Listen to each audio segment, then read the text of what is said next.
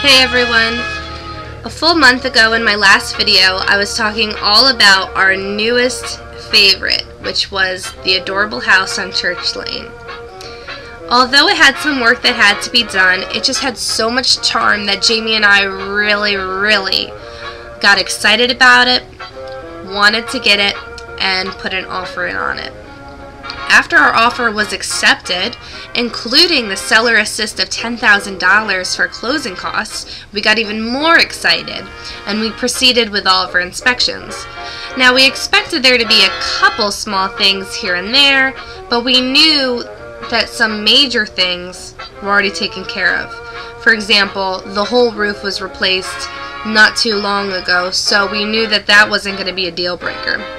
We also knew that the house was built after lead paint was no longer being used, so lead paint wasn't going to be a deal breaker either.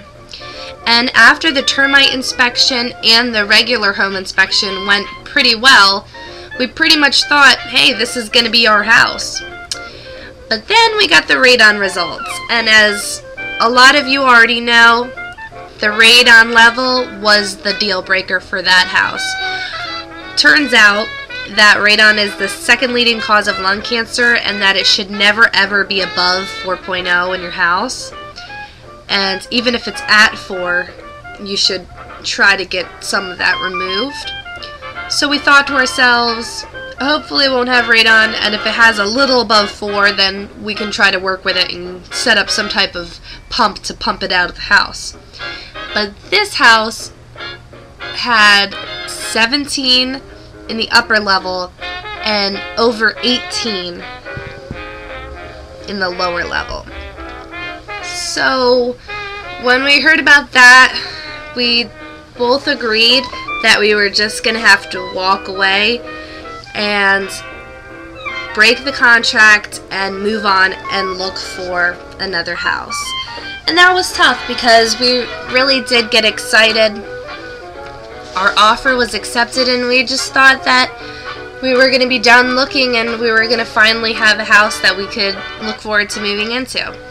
So it was tough, but we wasted no time getting right back out there with our searching because we knew that, you know, things probably came on the market since we had first discovered this Church Lane house, and we wanted to see what other things had come up.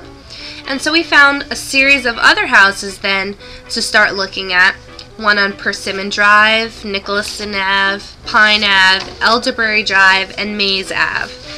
And although we found more than just those five were the only ones that were really in our price range for asking price and for the taxes.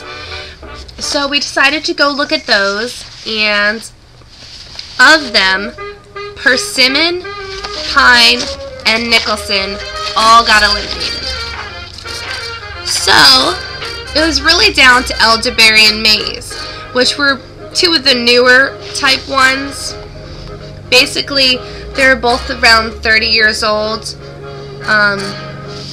but they had so much renovations done that they kind of looked more like 10, 15 years old. And we could tell from the info online and all the pictures online that those were probably going to be the top two that we would see.